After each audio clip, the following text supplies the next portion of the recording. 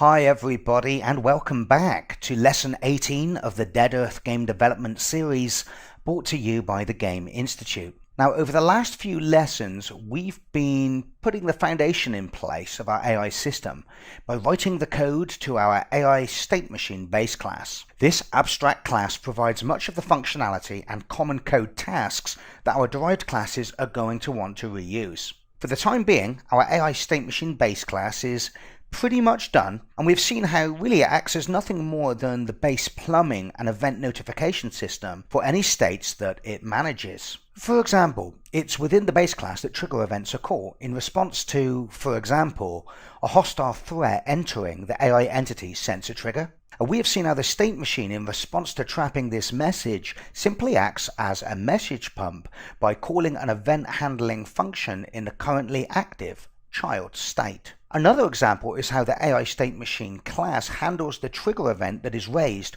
when the AI entity enters its target trigger. Acting as nothing more than a simple message pump once again, it calls the onDestinationReached method of the currently active state, which will truly handle the outcome of this event being raised. We have also seen how it is the AI State Machine base class which takes care of updating, with each update, the current distance to its target, so that child states can read this information back and make more informed decisions. And we've also seen that there are two other target slots available in our AI State Machine called the visual threat and the audio threat that can be used each frame by the currently active state to store and process the most important threats. The base class itself does absolutely nothing with the visual threat target and the audio threat target members. These will be set and retrieved by child states, but they provide a means of storage that child states can use. Now I store these audio and visual threats in the parent state machine instead of in the currently active state, so that the variables are available to all states during a transition from one state to the next. We certainly wouldn't want our audio and visual threats stored in, for example, the current state, not to be accessible by the state that we're about to transition into. So providing this common global target pool works out nicely. Remember, with the visual and audio threats, they're simply going to be assessed by the currently active state, and the most important threats are going to be represented here, and one of these, if they become more crucial or are seen to be more of a higher priority than the current target, will then become the new target. But this is all going to be done in the child state. Finally, we saw at the end of the last lesson how we could use Unity State Machine behavior scripts to put scripts on the animation states in our animator. We set it up so that each state in our animation state machine can tell the AI state machine whether the current animation playing should use root motion or root rotation. Here's the function here. We saw this implemented in the AI state machine by way of a reference counting mechanism for root motion and root rotation respectively. The long and short of it being, any child state can now ask the parent state machine about whether root movement or root rotation should be processed based on the current clip that's being played, by using the state machine's use root position and use root rotation properties. As you can see, these simply return true if the reference count for any of these are non-zero, or above zero should I say. Now, as well as creating our AI State Machine base class, we also created our AI State base class, which serves as the base class for all of our individual states, whether they turn out to be AI states for a zombie or any other NPC character. Now, the AI State base class is really just an interface. It's an abstract class that provides a methods of communication, really. It just sets out how a state machine can talk to its child states and let it know about any notifications. Of course, we do have the set state machine method, which is something that is implemented in this base class, and that's not something that we'd ever want to override or change the functionality of. And we saw in the last lesson how this method is used in the state machine startup function, where it fetches all of the states that are on its game object, and then it calls the set state machine function on each of those states, so that when we get up and running, every single state has the means to contact its parent state machine. And that's very important because our states are going to want to talk to the state machine quite a lot, and we're going to want to get things like distance to the target and store things like the currently highest priority visual and audio threats. However, I do want to make a change to this class now, and I want to add some generic functionality to the onAnimatorUpdated method. Now, just so that you remember exactly when this is called, if we go back to our AI state machine, you can see that this implements one of Unity's magic methods, the onAnimatorMove function. This function will be called by Unity when root motion has been calculated but has not yet been applied. And in fact, by implementing this function, we've seen in previous lessons that root motion will no longer be applied, and it is within this function that we can apply it ourselves or decide to modify it for whatever reason. And you can also see that what the state machine does is, on getting this notification from Unity, it gets the currently active state and it calls its onAnimatorUpdated method. Here you go. So this is the one I'm talking about. Now, we also discussed just now and at the end of the last lesson how we may have various different animation clips in the animator. Some may require root rotation, for example, some may not. And we implemented this nice generic system where the animation clip itself in the animator can use a state machine behavior script to contact the state machine and tell the state machine whether or not that animation would like to have root rotation or root movement. So what our child state wants to do is obviously listen to that in 99% of all cases, because although there may be some edge cases where in a particular child state, such as the attack state, we might want to override that and do something like help the zombie more sort of quickly face the player. In nearly every other state, if the animation is telling us that in order to look the best it needs to use root position and root rotation, then really our child state should adhere to that. So what we're going to do in the AI state base class is we're going to provide the default functionality which is going to be used by nearly every other state. So it means that in all the states that we create, we're not really going to have to worry about this. Okay, the base class of the state machine is just going to call the base class of whatever state it is that's running, and this onAnimatorUpdated method is going to handle it for us. So let's create this function now that is going to do pretty much what we've seen in the previous lessons when we did those simplified demos where we showed how to use the onAnimatorMove function. So what we really need to do here is we need to contact our parent state machine, which remember is stored in our state machine member, and we need to say, hey, am I supposed to be using root position? And if I am, then I need to calculate and add the new position myself to this object. So I'm going to say if state machine dot use root position, which remember is the function we created at the end of the last lesson in our AI state machine, then we will say state machine nav agent, which remember is another property that allows the child state access to the state machine's nav agent. And once we've got the nav agent, we can then set its velocity, much like we did in those early demos. Remember, we're still allowing the nav agent to update the position of our character by adjusting its transform, but what we're doing is we're overriding the velocity of the nav agent based on what the root motion is telling us. So what we need to do now is we need to get the state machine's animator, and we need to know how much to set the velocity to so that it mimics the actual velocity that is contained in the animation. And we've done this, in previous lessons. So it's simply state machine animator. Remember, this is another property that allows any child state access to the state machine's animator. Now you know why those individual states need to have access to its state machine, because it's going to talk to them quite a bit. And of course, we've got that property called delta position, and this tells us how much that the object should have moved if root motion had been applied automatically for just this update. But of course, velocity is specified in meters per second, so we need to take the number of meters that we've moved in just this fraction of a second, and we need to apply that as a per second value. And we do that, like I said in previous lessons, by simply dividing by time.delta time.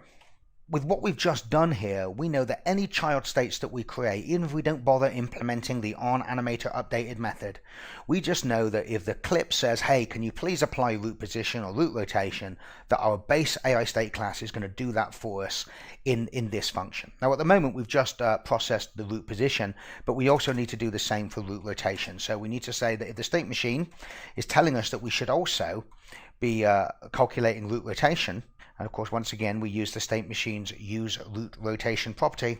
Then we say state machine dot transform dot rotation. So we've got the transform of our zombie, and we're about to set its rotation. So what are we going to set its rotation to? Well, this information is stored in the state machine's animator. So we say state machine dot animator, and of course, we saw in previous lessons how the animator has a root rotation property, which tells us the exact rotation that the animation thinks that it's at. And of course, this is the root rotation that would have been applied to our character by Unity automatically had we not overridden the onAnimatorMove function.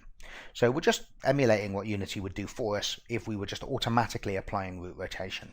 So there you go. That's now our base AI state class sort of implemented with some very useful default functionality. Like I said, this is going to be pretty much relied upon for virtually every state we create. I can't remember offhand if there were any states that didn't sort of use this base functionality and might have overridden the onAnimator updated function. But if it was in very few cases. Go back to Unity and just check I haven't got any errors, and I haven't.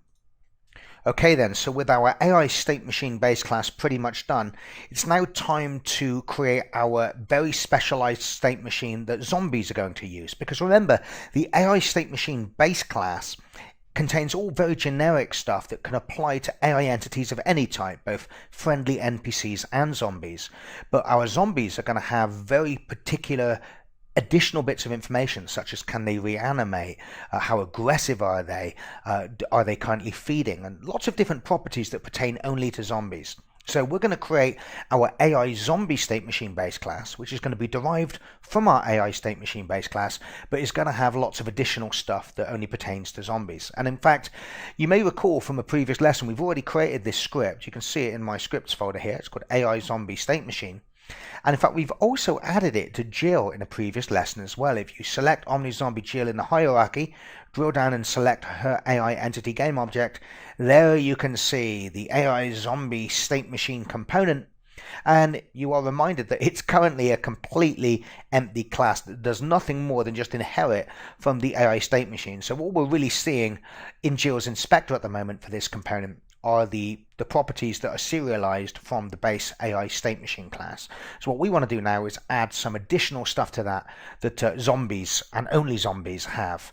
So let's go back to our AI zombie state machine script in MonoDevelop and start adding some of these cool new zombie properties. I'm going to put these in my little section called Inspector Assigned, because these are properties that we want to show up in the inspector so that we can tweak them on a per zombie basis, but they're going to be private variables, so we also want to use that serialized field attribute for each one. Okay, so I'll start off with that, and I think this is going to be a float, and I'm going to call it underscore FOV for field of view, and I think as a default value for the field of view we will use, actually not 50, I'm going to use 60, like so.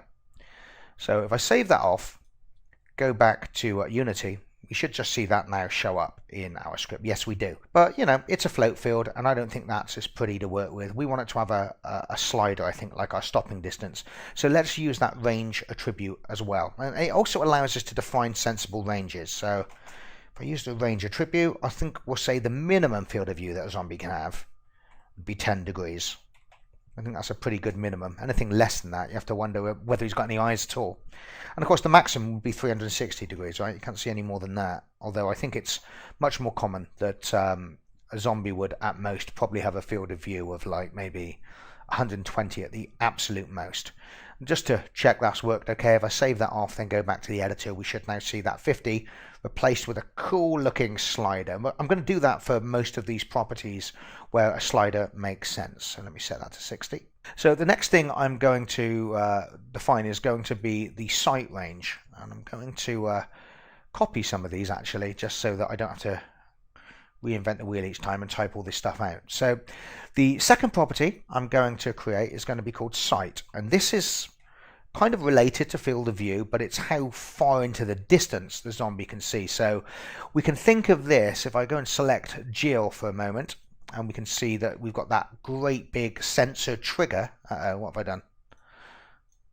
There you go, a great big sensor trigger. We know that the field of view is going to kind of carve a piece of cake out of that, if you like. So if we imagine we're looking down on it, the field of view is going to define a section of that so that any visual threats outside the field of view, even though they're inside the sensor trigger, will be discarded. But then we're further going to do a test based on what the sight strength is of the zombie, which is going to be a 0 to 1 value. So if the sight strength was 1, it means that the zombie can see all of the way within a field of view, of course, to where the parameter or the radius of that sensor trigger ends. But if it was 0.5, then even if the zombie was inside the trigger and inside the zombie's field of view, but it was more than half the sensor trigger's radius away, they wouldn't see it. So this has got to be a value between 0 and 1. And by the way, we're also going to use a hearing property that's going to be used in exactly the same way, a 0 to 1 value, which describes how far, kind of as a percentage of the sensor trigger's radius, this zombie can hear things.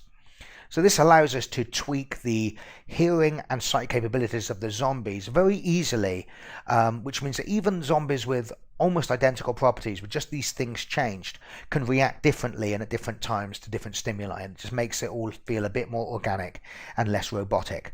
So I'm going to choose sight for that one, and I'm going to choose hearing for that one. These have to be 0 to 1 range values, so let's change the range attribute to reflect that. And I think the default for the sight 0.5 is like your average zombie maybe. And I think we'll say that the zombie by default can hear the full range of the sensor trigger. And if we go back to Unity now, let me just check I haven't got any errors, as they most often pop up when I'm copy and pasting. If I select her AI entity game object, there are our new sliders where we can define the field of view, the sight, and the hearing for our zombie. So going back again, I'm going to do some more copy and pastes because I've got some more properties that I want to be sort of sliders in the inspector. I'm going to choose aggression. And we'll see how aggression is used later on, because right now I can't actually remember, but it's used somewhere in the decision-making process. Yeah, it's a 0 to 1 value. And then, of course, a very important one for the zombie is its health, okay, which by default is going to be a value, an integer actually, within the range of 0 to 100. So let me just make the changes to the range attribute to make that fall in line with an integer value. We'll say that all zombies start off at 4 health, but of course we can tweak that in the scene on a per zombie basis. Just check I haven't got any errors, and I have. What have I done? There you go, I've still specified 100 as a float value. And we're in business. I've got 2 more properties I think that I want to add for now, and that is intelligence. Now, intelligence comes into play when the zombie hears a sound. The zombie is going to stop, it's going to go into an alerted state, and it's going to start kind of moving left and right, trying to align itself with the sound. And if the sound comes within its field of view, then we see that as a sign that the zombie has correctly tracked where the sound is coming from and will then pursue to that sound. So we use the intelligence to say that when the zombie is kind of moving left and right, trying to ascertain where the sound is coming from, the more intelligent it is, the higher chance that it's going to turn the correct way and it's going to correctly track the source of that sound. So once again, this is going to be a 0 to 1 value. So I'll just copy aggression and call this intelligence. And actually, I'll leave it at 0.5. So by default, our zombies are kind of half intelligent. And I think the final one I'm going to add is satisfaction. Now, satisfaction is used when the zombie is feeding or determining whether it should feed. Okay, so you can think of satisfaction as being like hunger.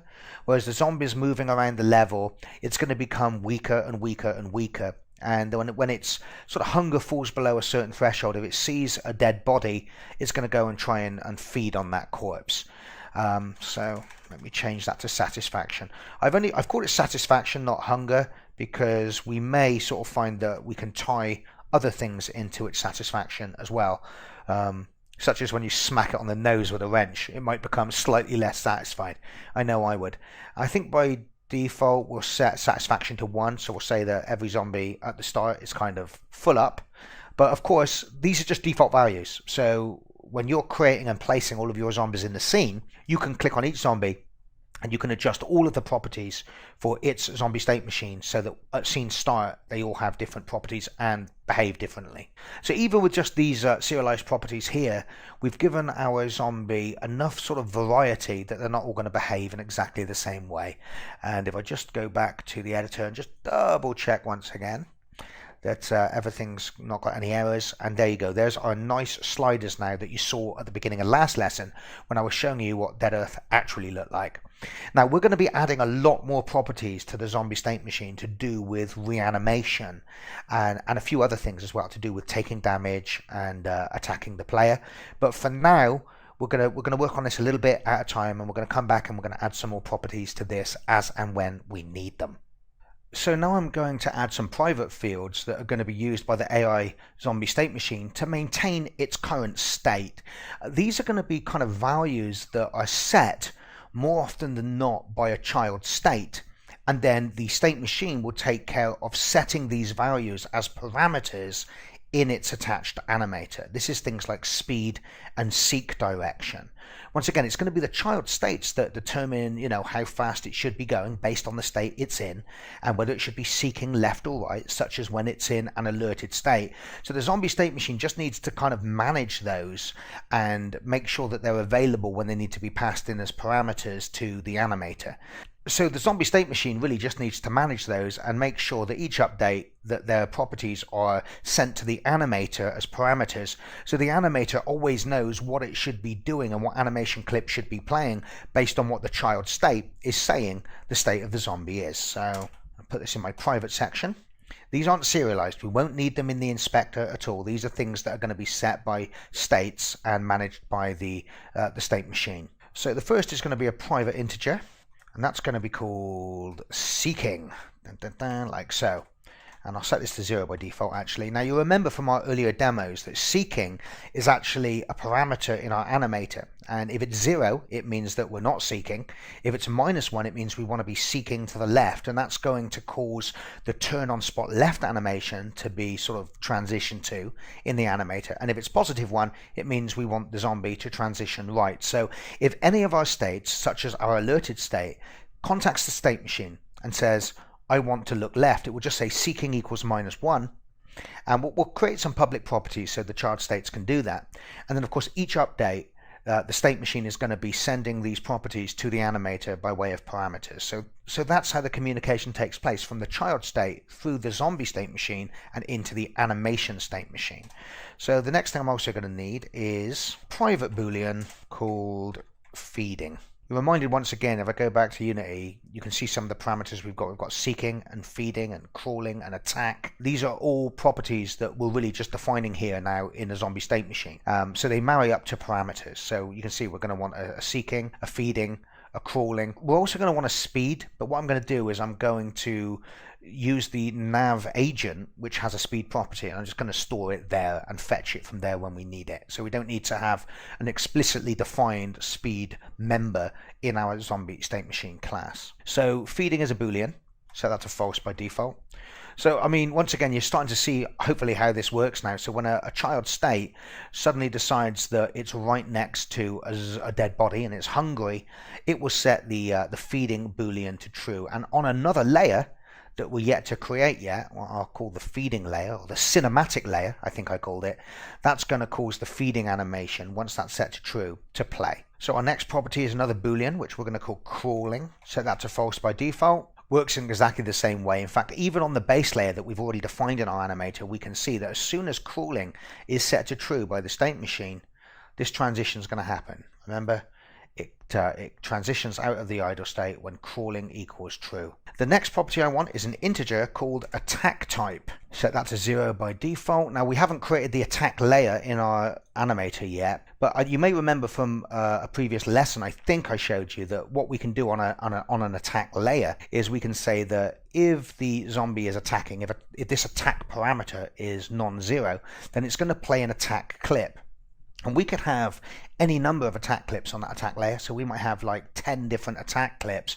And whatever we set this attack parameter to, that's going to cause which one of those attack animations is going to be played when it's attacking. So we don't see this really robotic and artificial situation where the same attack animation is being played every time. And this is going to be set by our attack state. And that could be as simple as just when it's time to attack, it just generates a random number between 1 and a number of animations available, and then sets that in the state machine. Then of course in its update method, our zombie state machine will pass this parameter into the attack parameter of our animator, and that will cause the relative attack animation to play on the attack layer, which will override anything that's playing on the base layer. And the attack layer, I think, if I remember rightly, only affects the upper body. We use one of those avatar masks, so that even if the base layer is running and we play one of those attack animations, the attack will not override what's happening with the legs. The legs will keep moving and just the upper body will go into attack. I think that's how I did it, but we'll get to that later on. So what other parameters have we got here? We've got the hit and hit type. So I think I'm going to leave these for now. This is to do when the zombie itself is taking damage. So we'll come back and we'll address those later. Okay, so we've got these serialized properties that define the the field of view, the sight, the hearing, etc. And we also have these internal properties that our child states are going to want access to. So really, for all of these inspector assigned properties and for all of these private members, we're going to want to have properties, certainly getters, so that the child states can read this information. And in a lot of cases, we're going to need some setters as well. So I'm going to create the properties now. I'm just going to copy and paste these, and then I'll take you through them because you don't want to watch me laboriously type all this stuff out, do you? So here are the public properties that I've created for all of our variables so far. If you are typing along with me, now would be a good time to pause the video so that you can see everything and type it in. As you can see, field of view, hearing, sight, and crawling only have getters. That's because the child states are never going to set these directly. Field of view, hearing, and sight, well, they're actually kind of integral properties of the zombie that are not going to be changed by a child state. Crawling is a slightly different case. We know that crawling, for example, like some of the other properties underneath it, directly translates into a parameter that we're going to set in the animator. Therefore, you might think that a child state would absolutely want to tell the animation state machine, when it's time to go into a crawling state. But actually, that's going to be managed by the damage system within the zombie state machine itself. So a zombie is only crawling once its lower body has been damaged to the extent that it can't walk anymore. So the crawling property here is only telling child states that we're crawling, but it isn't responsible for setting the zombie into a crawling state. That's actually going to be done in the zombie state machine when damage is being applied. Intelligence, of course, is also just a getter property because it's an integral property of the zombie's behavior. There's not going to be any child state that's going to make our zombie more or less intelligent. But satisfaction, aggression, and health are, of course, properties that need to have setters as well. For example, remember we said that satisfaction is like hunger. So when we're in the feeding child state, the length of time that we're in that state feeding, we're going to want that state to increase the satisfaction of our zombie over time until its satisfaction reaches 100%. It's no longer hungry and it will stand up and resume its patrolling. And aggression is also something that we might want to change on a per state basis. I don't think I do yet, but I do plan to. There could be various things that you do, like loud noises or something, or very particular types of weaponry that make it more aggressive. And of course, health also needs to be able to be altered, because when something is taking damage in a child state, it may want to change the health value. Attack type, feeding, seeking, and speed are all properties that are going to need to be directly set by the child states. That information passed on to the animator so that the correct animation clip can be played. Speed here is the only property really that requires any explanation, because we didn't declare a specific speed variable in this class. Instead, we're going to use the nav agent speed property to store and fetch that value. So you can see in the getter for our speed property, we just say if nav agent is null, then the character is obviously set up incorrectly, so we return 0 for the speed always. But if the nav agent is legitimate, then we'll fetch the speed value from its speed property.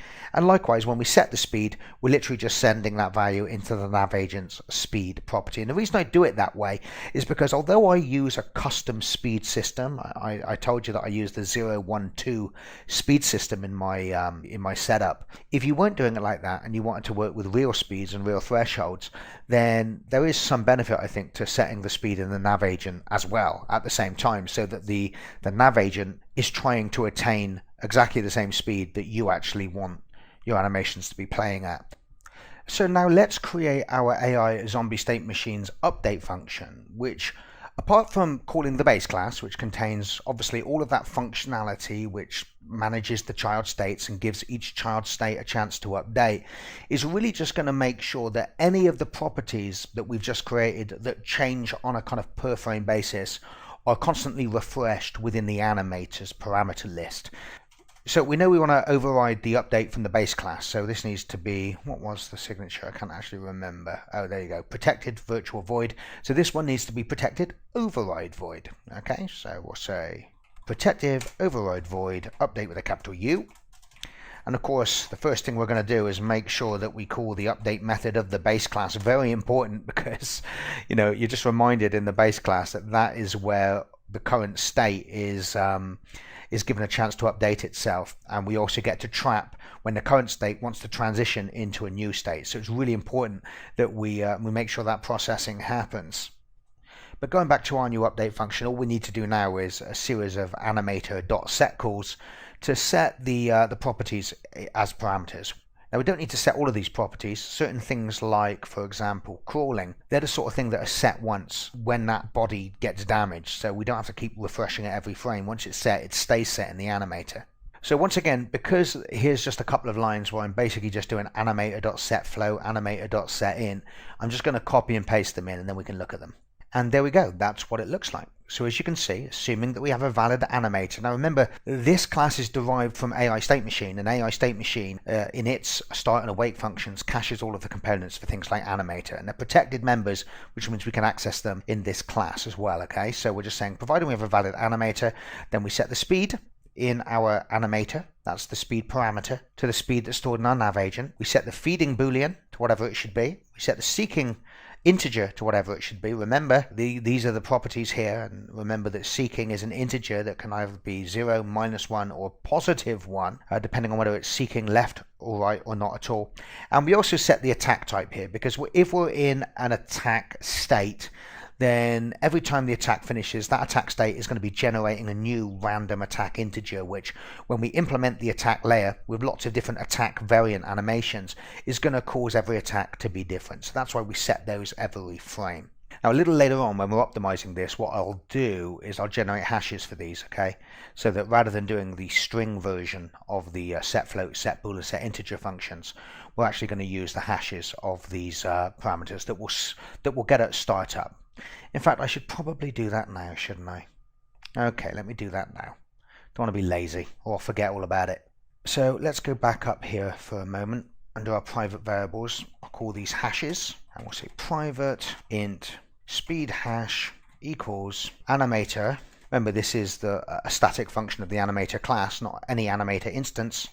And we use the string to hash function, don't we? We send in speed exactly as it's spelled in our animator. So we've also got seeking, so I'll call this the seeking hash. Once again, animator, string to hash, seeking. And we've got two more to do, haven't we? We've got feeding hash, and there's the feeding one. So feeding hash equals animator string to hash feeding. What was the last one called? Oh, attack. So I'll call that attack hash. Once again, animator string to hash, attack like so. Let me just double check I've definitely spelt those all right, and they got the right capitalization. Yes, they have. They match the parameters in my list. So now we can just go down to here. We can say speed hash, feeding hash, seeking hash, and I guess you know what's happening next, right? Attack hash. Absolutely. I'll save that off. Just check I haven't got any errors, and we're good. So I think what I'll do now is I'll put some comments on this, because at the top of this class still says doesn't do anything yet. So I'm going to pause the video and put some comments in this puppy. So I think we've added enough for now, such that with our AI zombie state machine, which is going to be the state machines that all of our zombie characters use, plus all of that functionality that we implemented over the last 3 lessons that it inherits from its base class, we have a state machine now that is kind of fully functional and is ready to start communicating with child states. Now, the zombie state machine is going to have a lot of stuff added to it in the future to do with reanimating a dead zombie, to do with the zombie taking damage, and also to do with the zombie attacking the player. But for now, we've got enough to go on with. So the next thing that we need to do is we need to start thinking about creating our first states that this state machine is going to work with. Now, we have our AI state base class, which is a very generic interface, and it contains some very base functionality that all types of states may want to use, such as the on animator updated that takes care of applying the root motion. But we're also going to need to create a second base class derived from AI state. called AI zombie state, which is going to contain a lot of common functionality that all of the individual zombie states, such as an idle state, a patrol state, etc., are going to use. Now, one of the things that the AI zombie state class is going to be responsible for doing is it's going to implement the code of the on-trigger event function. So whenever a threat comes into the state machine sensor trigger, we've seen that it's going to call the AI state's on-trigger event function. Irrespective of what actual state the zombie is in, whether it's an idle state, a patrol state, an attack state, whatever, we know that threats are going to be perceived the same by all states, and that's why we want to put the threat assessment code inside the AI zombie state class. It's going to examine the threats that are coming in, it's going to see if they're audio or visual threats, or the player, and it's going to compare those against any current audio and visual threats that are stored in the parent state machine's audio and visual threat members. And if it decides that the new threat it's assessing is a higher priority than the threat already stored there, then it's going to store that threat in the state machine's audio and visual threat members. And then the individual states, such as idle, patrol, etc., can then, in their update pass, examine the audio and visual threat that are stored in the parent state machine, and it can decide whether the most important threats that have been stored there are a higher priority than the current target. And if it is, then it will tell the state machine to set this threat as the new target. Sometimes that target will just be another waypoint, such as in the case of a patrol state.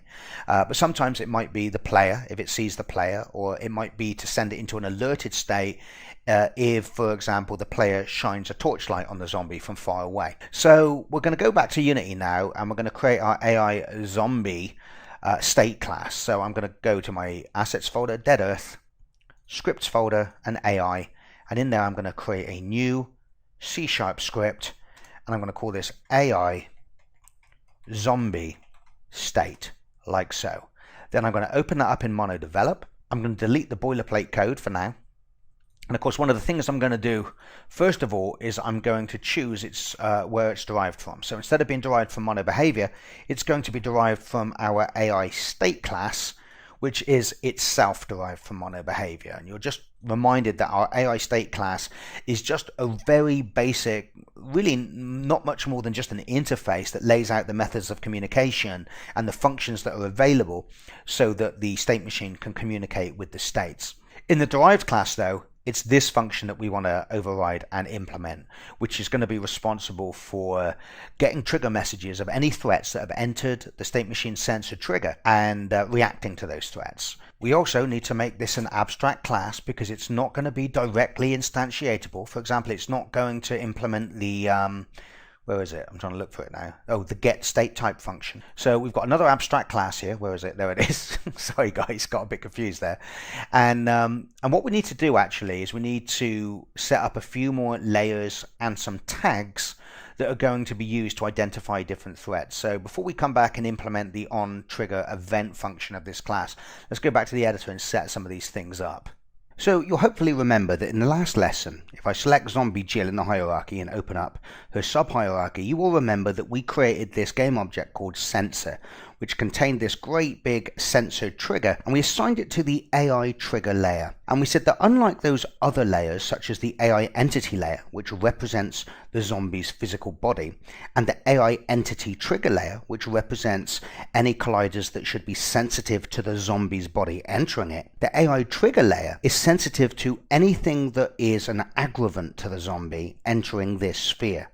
Now, if we go to the physics manager, by going to the edit menu, project settings, and choosing physics, you'll notice that at the moment the AI trigger layer isn't set to collide with any other layer. And that's because we haven't created the layers yet that visual and audio aggravators are going to be on.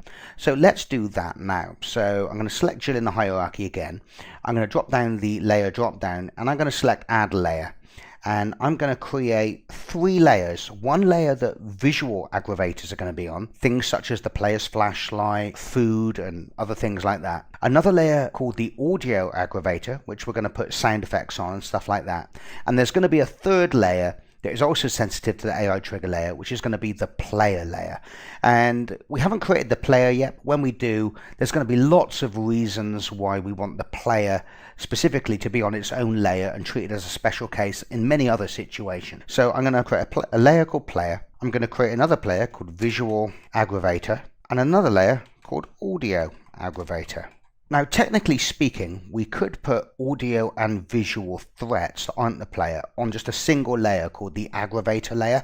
But I like to split them up and have visual and audio threats on their own layers because they're very different types of threat, and there may well be a situation down the line when perhaps we want to perform a raycast to see if we hit any visual threats, and we don't want the audio threats getting in the way of that, which are obviously something the zombie can't see, and we don't want to go through the hassle of doing a generic raycast, having to fetch back all the results and search through them to find just the visual threat. So that's why I have a visual aggravator and an audio aggravator layer. So the AI trigger layer, which our sensor trigger is on, needs to be sensitive to all three of these layers. So I'm going to go to the edit menu, I'm going to go to the project settings submenu, and I'm going to call back up that physics manager. And you can see that now that I've added the audio aggravator, the visual aggravator, and the player layer, these by default are all set to be sensitive to everything. So we want to untick all of those puppies first of all. Just talk amongst yourselves. Oh, I'm getting anxious. Okay, so actually the player layer is going to be sensitive to lots of things, but we'll go one step at a time and just make it sensitive to the things we need it to be sensitive to. So the audio aggravator layer needs to be sensitive only to the AI trigger, that's our sensor trigger. And the same too is also true of the visual aggravator. And for now we'll also say the same is true for the player layer, which is only sensitive to the AI trigger layer. But like I said, there's going to be lots of things the player needs to be sensitive to, as well as just the AI's sensor trigger. Okay, so what I'm going to do now is just select any game object in the hierarchy to bring up the custom inspector, and then what I want to do is I want to add some custom tags. Now if you followed along with me in any of my other projects, you'll know that tags are something that I underuse quite a bit. I often don't use them at all, but in this particular instance we are going to need to tag different objects that might exist on the same layer, so when we're doing threat assessment we can ascertain what type of threat it is. For example, there are lots of different visual threats. There's the player itself, there is a dead body that is seen as sort of a visual threat that is food for the zombie, and then there's other things that are just like more generic visual threats, such as the flashlight, or maybe a light going on in a room, or just anything that moves somewhere. So we need to know that all of those are visual threats on the visual aggravator layer, but we're going to need to know which ones they are, and that's what the tags are going to be used for. So you can see that Unity comes with some built-in tags already, and one of them is the player tag, so we don't need to add that one. When we create our player, we're definitely going to want to assign that player tag to it, so that we know when we're assessing threats right away just by examining its tag whether it's the player. But we're also going to add some more. So by selecting Add Tag from the Tags drop-down, you can see I'm presented with an empty tags list. It no longer shows the built-in default tags, so the list is empty as far as my custom tags are concerned. So the first tag I'm going to add, I think, is going to be one that we're going to apply to just generic sounds. So I click plus, and then I'm going to call this AI sound emitter, like so. Now at the moment I've really only got this one tag that I want to apply to objects on the audio aggravator layer, and that's just like any sound that aggravates a zombie will be tagged with the AI sound emitter tag. But we may have different types of sounds, things like car alarms going off, or I don't know, a monster coming that maybe draws the zombie to it. And in this particular cases where we don't just always want the zombie to start, heading toward the source of the sound, we may want to have different tags for different sound sources. But at the moment, this is the only one we need, and we'll assign it to any kind of sound source that aggravates the zombie. The next thing that we need is AI. Ooh, I keep doing that. I keep pressing enter when it's empty. Okay, so the next tag I'm going to add is one that's going to be called AI visual. Now this is going to be much like AI sound emitter. It's just the generic thing that we tag objects that are just visual aggravators of the zombie. They exist on the visual aggravator layer, and they don't require any custom sort of behavior other than what visual threats normally do, which is the zombie sees a visual threat and then it starts heading towards that visual threat. But on the visual aggravator layer, we're also going to have another type of tag that we use, which is, I've done it again, which is AI food. And we're going to give this tag to sort of dead bodies on the ground that zombies can feed on. And those dead bodies, just like any other visual threat, are going to be on the visual aggravator layer, but they're going to be tagged with this AI food tag so that during threat assessment we can determine whether it's just a visual threat that we want to go and attack, or whether it's food, in which case we're going to go into kind of a pursuit and then into a feeding state. So I think that's the only ones we need for now. If I click back on any object in the hierarchy and we pull down the tag list, we can now see that our new custom tags are there. And like I said, the ones that we're using for threat assessment are going to be the 3 that we've just added, plus the player tag, which is built into Unity once we add the player. And of course, during threat assessment, the player tag is going to be the one that has the highest priority in threat assessment. So even if the zombie is heading towards a sound that it's just heard emitted, or it's heading towards some food, if it sees the player, that becomes the new top dog, and that becomes the new target instantly. So we've got our tags, we've got our layers. What we need to do now is we need to go back to our AI zombie state script, and we now need to override that on trigger event function to do our threat assessment. So I'm going to call up that script in MonoDevelop. Remember, it's in scripts, AI, and it's this one here that we just created. AI zombie state. Took me a while to find it there. As you can see, at the moment it's empty. So let's now create that on trigger event function. Now, if I just flip back to the AI state class from which is derived, we can see the function signature. Here it is.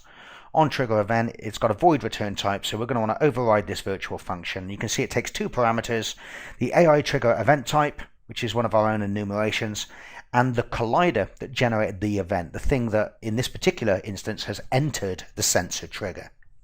So the first thing we want to do in this function is we want to make sure that we've got a valid reference to an AI state machine, because if we haven't got a reference to our parent state machine, then we can't really do anything. We need to talk to the state machine. We need to know, how far this threat is from the sensor and all that sort of stuff. So we know that if we look at the base class from which this is derived, it has that set state machine function, and that is called for every state by the parent state machine in the parent state machine startup function. You'll remember that it fetches all of the states that are on its game object, iterates through each one, and calls its set state machine method to set this this private state machine variable.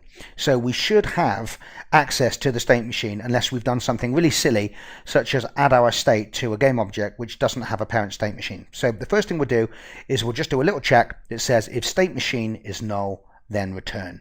Okay, so the next thing we want to do is we want to check what type of event we've been sent, because we're only really interested in enter and stay events. We're not really interested in any threats leaving our sensor trigger. So we'll do a little check first just to make sure that the event type isn't an exit event type. So you can see that I say if event type doesn't equal AI trigger event type exit, well then we step into this code where we do our processing. Now you can see I've also pasted in a line there, and what it does is it basically fetches the visual threat from the parent state machine. Now just to remind you, visual threat and audio threat are of type AI target. And if we go back to our state machine, you will recall that this is a structure that allows us to contain the type of threat it is, the collider, the position, and the distance to that threat from our current sort of state machine sensor position. And the audio and visual threat members, if I just scroll down to the fixed update function a moment, there you go,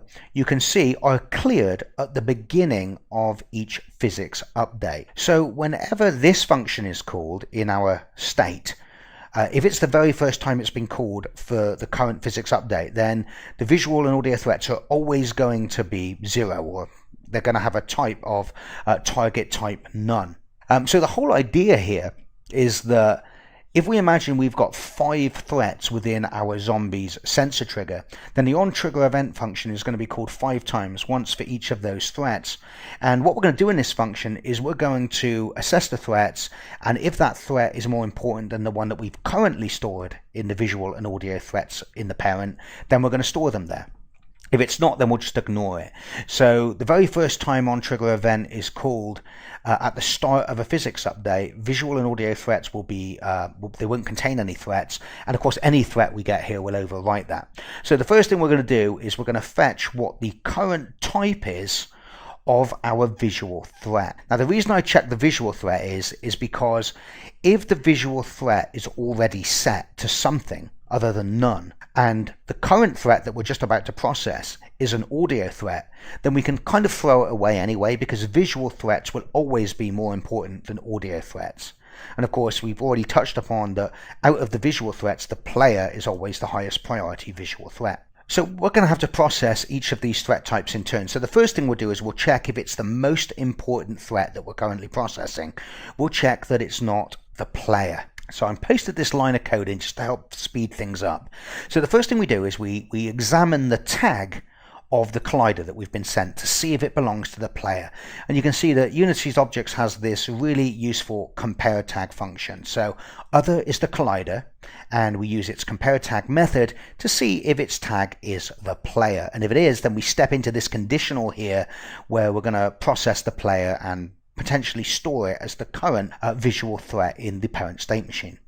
So the first thing we're going to do is, and I have to just preface this by saying that I sometimes, like in this particular situation when writing code, try and have a mind to things that I might add in the future. And in this particular case, I'm not always going to say that when we encounter a player that it is immediately stored as the current most potent visual threat. I'm going to just check its distance against the threat that's already there. And the reason I'm going to do that is because we may decide down the line to add multiplayer support to this game. Now, don't hold me to that. That's certainly not on the radar at the moment, but I like to design code with that in mind. So if this was a multiplayer game, there's a chance that we could have more than one player that enters our trigger. And in that case, we want to make the player that is closest to us the current visual threat. So you can see that I say, assuming that the threat that we've just been sent is a player, then we're going to calculate the distance from our zombie to this player. Now, to measure the distance, we actually use the state machine's sensor position. And you'll remember that we implemented this property a few lessons ago. And it's basically the world space position of the center of our sensor trigger, because we saw how we can't just fetch the local position as it's specified in the trigger component or the collider component. We have to take into account its lossy scale, because it may be a child in a complex hierarchy where all of its parents have had some kind of arbitrary scaling done to it. So this property here just gives us back the position of our sensor center point in world space. So we want to measure the distance from the sensor, because we want this to be kind of at the zombie's head, not its feet, especially when doing line of sight checks. And we measure the distance between that and of course the position of that other collider. So we say other.transform.position. And now we've got the distance, we now need to do a conditional to see whether this player should be stored as the new most potent visual threat in the parent state machine. So one of the conditions under which we always wish to store this as the current visual threat is if the current type of the visual threat that we've got stored there isn't a player at all. Remember, a player is the most high priority visual threat for the zombie. So even if visual threat is set to something other than none, such as food or flashlight or something else, if it's not a player and the thing we're processing is a player, then this has the potential to become the new visual threat. Okay, and the other situation where this may be the new visual threat is if the current type is a player. So in other words, we've already stored as our most potent visual threat a player, and the thing that we're currently being sent information about is also a player. Well, if this player is to replace the old player that we've stored, its distance has to be sort of closer to us or smaller than the distance of the current visual threat that we've got stored.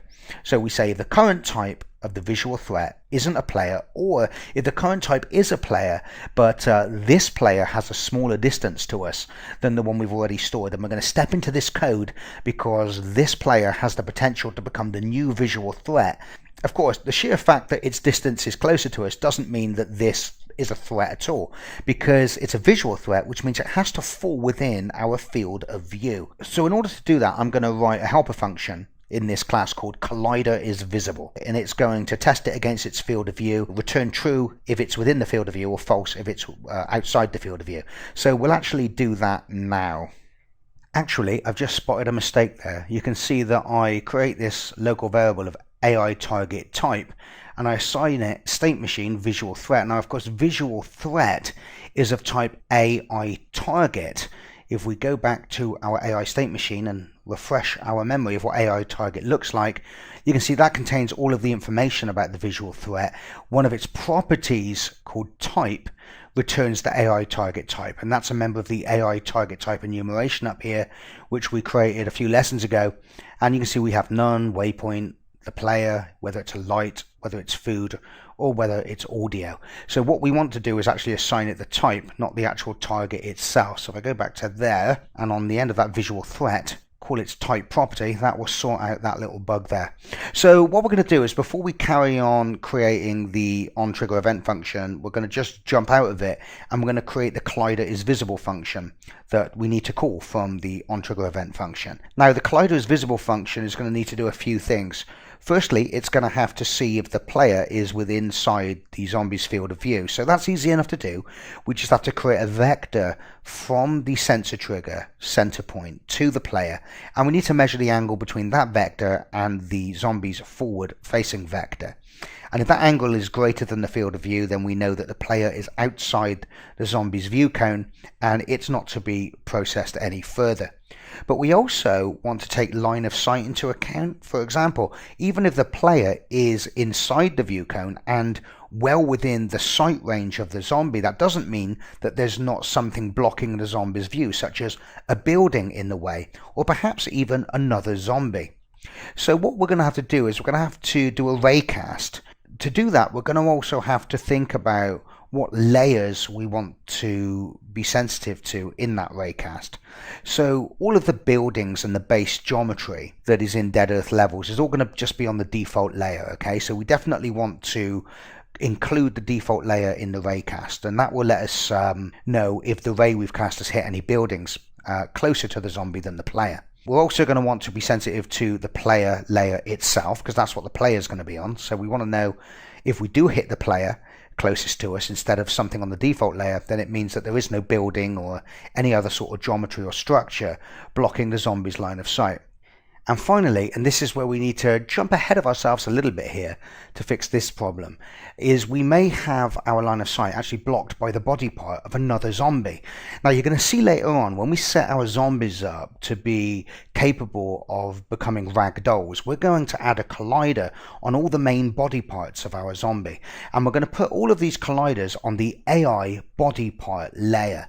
So we want that to be included in the mask as well. So we're going to do a raycast that is going to be sensitive to the player layer, the default layer, which is going to contain all the buildings, and the AI body part layer. Now we haven't created the AI body part layer yet, and we're still some way off getting to the point where we're going to talk about ragdolling our zombies, but I want to create that layer now, because if I don't and I try and create a layer mask, I'm going to get an error saying that that layer doesn't exist. So we'll go and create that AI body part layer now, and I have an error. Good grief, how did I miss that? Okay, obviously when I calculate the distance, I'm sure you guys saw this ages ago, but when I calculate the distance, that's supposed to be a float, obviously. I had it as a vector 3. There you go. Okay, so we're going to select any game object in the hierarchy. Make sure we have the inspector visible, and then we're going to go to our layers menu again, and we're going to choose the AI body part as our next layer to add. So now that's in there, I can include that in part of our layer mask.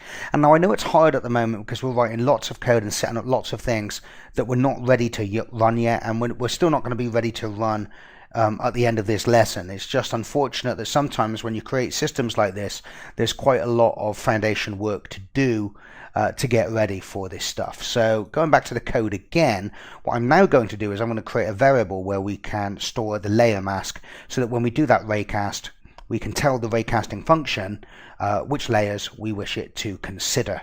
So at the top of our class, I'm going to create a new private section for my variables, and I'm going to create an integer, and I think I'm going to call this player layer mask, okay, because this is the mask that we're going to use when we're establishing whether there is line of sight with the player, and we'll set that to -1 by default. And then what we'll do is in the start function, actually I'll put it in the awake function, we'll then set up that layer mask. So I'll say void awake, like so. Actually I'll make that integer protected, okay, because the derived states may wish to access that. So we'll make it protected so derived classes can access it. And then what we'll do is in the awake function, we'll say player layer mask equals, and the layer mask class in Unity now has the get mask function, which didn't exist in earlier versions and is pretty useful and saves us a bit of work. Basically, it's a function that we pass in an array of strings where each string contains the name of a layer, and it will give us back the mask. So we'll say player layer mask equals layer mask class, get mask, and then in the parentheses what we're going to do is we're going to list all of the layers that we wish to be part of that mask.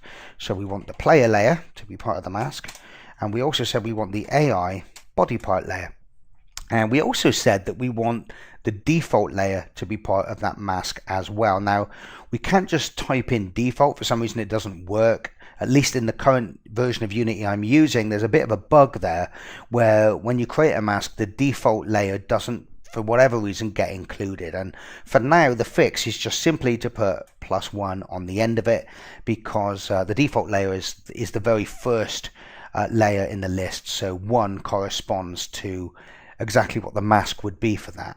Pretty annoying, I know, and hopefully something that will be fixed in a later version of Unity where we can always come back and take that out. So now what we're going to do is we're going to, in our onTriggerEvent function, we're going to call that colliderIsVisible function, which we haven't created yet, but we know kind of what it's going to look like. It's going to return a boolean that says, you know, whether the collider is visible or not. We'll say collider is visible, and as its first parameter we'll pass in the collider that we wish to test against this state machine's field of view. And I think what we'll also do, as well as sending in the layer mask, is we'll also send in a raycast hit info. Given the fact that it's going to be doing a raycast function and it's going to get back a raycast hit structure back from Unity containing information about all of the hits, I think that might be quite good information that we want our colliderIsVisible function to return as well, even if not in this case, in other cases, so that when we find the collider is or isn't visible, we can check what actually made it invisible. So what we'll do is we will create above the function call a raycast hit local variable, which I'll call hit info, and then we'll send that in to the second parameter as an out parameter, so that our colliderIsVisible function can get it, fill it with information, and on function return we'll have the information stored in there. And finally we will send in our player layer mask, so that the colliderIsVisible function can be used in lots of different scenarios where we might not just be testing for the player, but any other visual threat or something like that. So it's pretty cool. We can send in a custom mask each time we call it. And of course, if the colliderIsVisible returns true, then we're going to step into this code where we're actually going to do something. But before we show that, let's go down to the bottom of our code here and create that colliderIsVisible function, so we know exactly how it plays its part in the onTriggerEvent function. So I'm going to make this a protected virtual bool so it can be overridden in child states if we need to. And once again, because the state machine is needed in order for this function to execute, because we need to get the sensor position, we'll say that if there is no state machine, then we'll just return false. We'll assume there's no hit. So the first thing we'll do is we'll store in a local vector3 variable the position we wish to do the raycast from. I'm going to call this head, and this is simply the state machine's sensor position. Next, we're going to calculate the direction vector that we would like to look in when performing the raycast. So we'll call this direction, and this is simply going to be the collider's position minus the sensor position, the position of the zombie's head. So that's a vector from our head to the other collider. So now we have that direction vector, we want to find the angle between them in degrees. So we'll say float angle, and we'll use the vector3 angle function for that. And the two vectors that we wish to measure the angle between are going to be the direction vector, which is calculated above, which is the vector from our kind of zombie's head in the direction that the player is, and we're going to measure the angle between that and our forward vector. Remember, all of our states exist on the same game object as the state machine, so we can just use transform.forward to get the forward vector of our zombie. So now we want to do a trivial test to see that if the angle is greater than half of our field of view, because remember, if we've got a 60-degree field of view, that means we can see 30 degrees to the left and 30 degrees to the right. So if the angle between our zombie and the player is 40 degrees, that means it's actually outside of the field of view, even though we've got a 60-degree field of view. So we're going to say if the angle is larger than the state machine's field of view multiplied by 0.5. However, we must remember that the state machine variable here is of type AI state machine, not of type AI zombie state machine.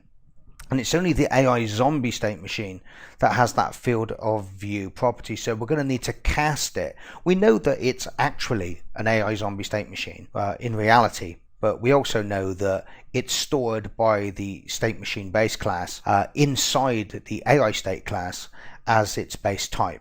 So we'll say if the angle is larger and we cast our state machine to the AI zombie state machine so that we can access its field of view property and multiply it by 0.5, then it means that this collider is outside our field of view and we should return false. The collider is not visible. What else? Oh, one thing we need to do is, obviously this function is passed a raycast hit variable. Now Unity is going to complain, it's going to fail to compile if we just sort of went back to Unity now, because we haven't initialized this variable.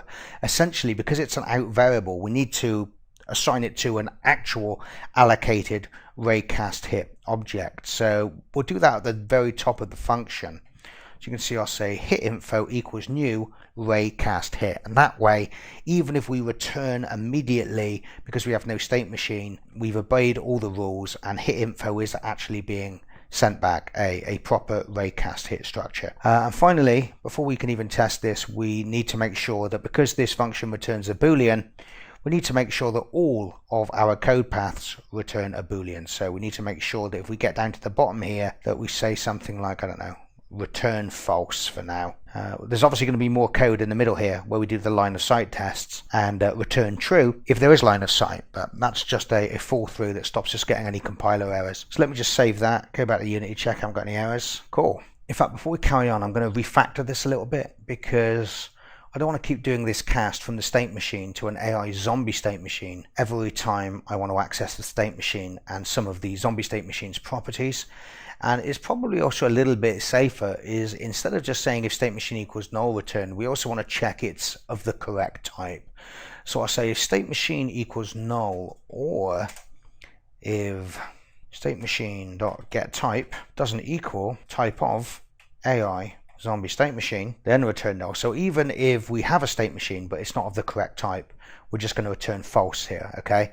And then underneath that, we now know that if we get underneath that line without returning, we do have a zombie state machine. So what we'll do is we'll just set that in a local variable then, so we can always just access it more easily. So we'll say AI zombie state machine, zombie machine equals, and then we do the cast there, like so. And then down here, rather than doing this horrible casting elsewhere, we could simply say zombie machine dot field of view, like so.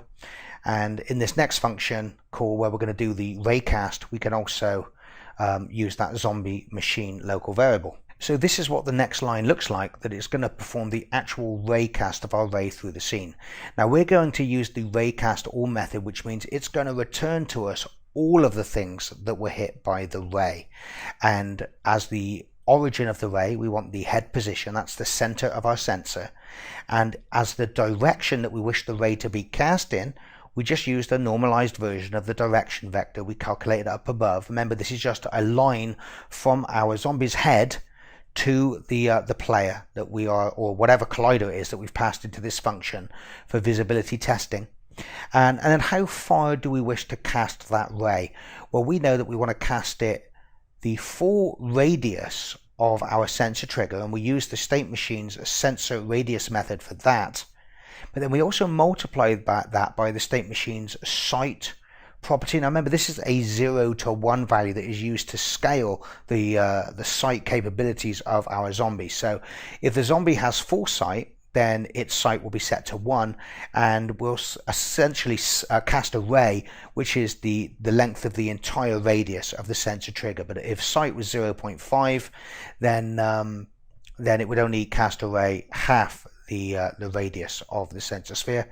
And finally, we passed in the layer mask, informing Unity of which layers we wish to be tested during this raycast. Now, the return of this will be an array of raycast hit structures. So we now have to step through these and sort them out and see which ones are information that we wish to know about. Unfortunately, we are not guaranteed with the raycast all function to get back a list that is ordered by distance, so we're going to have to sort of step through them and find which one is the closest ourselves. And you'll see in a minute we also have to do a little more trickery to make sure that once all the zombies have got their body parts, that the zombies' own body parts don't block its ray. For example, it might be in the middle of an animation and it might have its hand up in front of its own face. I don't want in that instance for the zombie's own body part to block its line of sight. So we're going to need to keep track of the distance to the closest collider that we found so far and to the collider itself. So you can see that I have created a float which is going to store the closest or smallest distance that we found so far, and I'm going to initially set that to the largest value that will fit in a float so that any collider we find is going to be closer than that first time round. And also we're going to store a reference to the collider itself that is found to be closest. So now what we need to do is we need to step through all of the hits that were returned. So I'll say for int I equals 0, so I is smaller than hits.length, so we go in I++, so that's us stepping through all of these raycast hits that were returned. Inside the loop we'll just fetch the hit that we wish to process, so we'll say raycast hit, just call that hit equals hits I, and now what we want to do is check the current hit that we're processing to see if its distance is closer than the collider and the distance that we've recorded so far. So we'll say if hit.distance is smaller than the closest collider distance that we've recorded so far, then we'll step into this conditional code block here. Now this is where we're going to check that we don't hit ourselves. In other words, the zombie doesn't have its line of sight blocked by one of its own body parts, because its arms might be moving in an animation, or its head might be, I don't know, looking left or right into its shoulder or whatever. I just know that in reality it became a problem. So what we want to do is we want to get the layer of the thing that we've hit. We want to know if it's on the AI body part layer.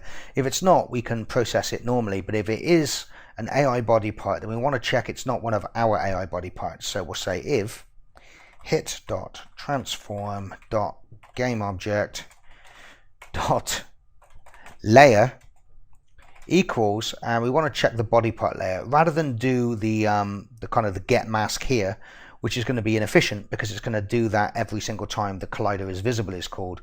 What we'll do is we'll create a variable up above and we'll call that the body part layer, like so. And then I'll go at the top now and I'll create that body part layer mask much like we did with the player layer mask. So I'll create another protected int called body part layer, set to -1 by default, and then in the awake function we'll just say body part layer equals layer mask get mask AI body part, like so. So if this condition is true, then it means that our array, or at least the hit that we're currently processing that was hit by our array, was an AI body part. So now we need to see if it's one of ours. Only if it's not one of ours do we wish to process this. Okay, so what you see here is the pretty interesting stuff where we get to use our game scene manager's get AI state machine function. You remember that this was a dictionary where we can store AI state machines along with the instance ID of any object, be it a collider, be it a rigid body, or whatever. We've seen already so far that even with the basic colliders and triggers that we've created for our zombie, in the state machine start function we registered them with the game manager by using the register AI state machine method, and the get AI state machine method allows us to very easily, given a part that is registered with the database, what the AI state machine is that's registered with it. Now you're going to see later on when we set up our ragdolls, we're going to create colliders and rigid bodies for all of the different body parts, and all of those body parts, rigid bodies, are going to also be registered with their instance IDs in this dictionary, stored alongside their AI state machine. So we're jumping ahead again here, but basically what we're saying is if we've hit a body part, then we're going to get the instance ID of its rigid body, and we're going to see if we've registered that rigid body with our dictionary and with an AI state machine. And if it returns an AI state machine, we want to check if it's our AI state machine. So in this conditional code block, we want to record the details of this hit, because we may still have more hits to test, so we don't know whether this is the closest one yet, but we do know it's the closest one we found so far. It's a body part, but it's not our body part, so it is an obstruction, so let's record it. So we'll say closest collider distance equals hit.distance, and closest collider equals hit.collider. So we've now got information about which collider is the closest. And what we'll also do, because we want to return information on this hit out of the function, we're also going to assign that hit to our hit info variable. So we'll say hit info equals hit. So we can return the whole, Shazam of information back to the caller if they want to examine exactly what it is we hit. But, obviously there's more iterations of this loop to come, so all of this information might be overwritten by another collider and another hit structure that is even closer to us than the one we've just stored. Now, if it's not a body part, then we don't really have any special considerations like we did above. We don't have to check whether it's our body part or anything like that. So we'll simply copy that code into there like that. And so as you can see, as we iterate through this loop, if it's not a body part, but it's the closest collider we found so far, we just record its information up here in these variables. But if it's a body part, we check it's not our body part and then just store it the same way if it turns out it isn't a body part that belongs to us. So finally, after we exit this loop, we want to see whether we do have line of sight, and that's a pretty easy test to do at this point. We just say the closest collider isn't null, which means that we found some collider in here that was intersecting our array, and the closest collider's game object equals the other game object. In other words, if the closest thing we've hit is the thing that we were testing, then there is line of sight and we return true. And our collider is visible function is done. Now, when you download the code to this, I'll put some comments on this to make it a little bit more readable. But for now, and just because time is just really running on, I need to jump back up to the onTrigger event function where we called the collider as visible function, which we now know will return true if our player has line of sight and is within the view cone. Then all we need to do is then just set this as the new visual target. So finally, we say stateMachine.visualThreat.set. Remember, set is a property of the AI target class, and we set the type as the player or visual player as it is in the AI target type enumeration. We also pass in its collider, we pass in its position, and we pass in its distance. And now, unless something else comes along in this fixed update that is even closer and of a more pressing concern than the player, this is going to remain set as the current visual threat for this update. And then in our child states, they can examine this data and they can say, what they want to do with it. So in the case of a patrol state, if it says it sees a visual threat exists and it's the player, then it should transition out into the pursuit mode or the attack mode or whatever.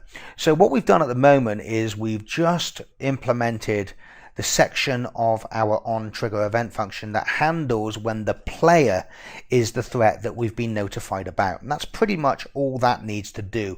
All of the other processing to do with this particular player threat is going to be in the derived classes.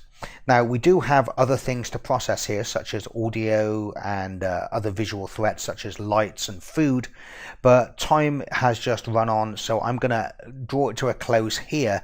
And what we'll do when we come back is we'll continue writing this onTrigger event method, okay? So thanks for listening, guys. I will see you next time. This has been Gary Simmons for the Game Institute. See ya.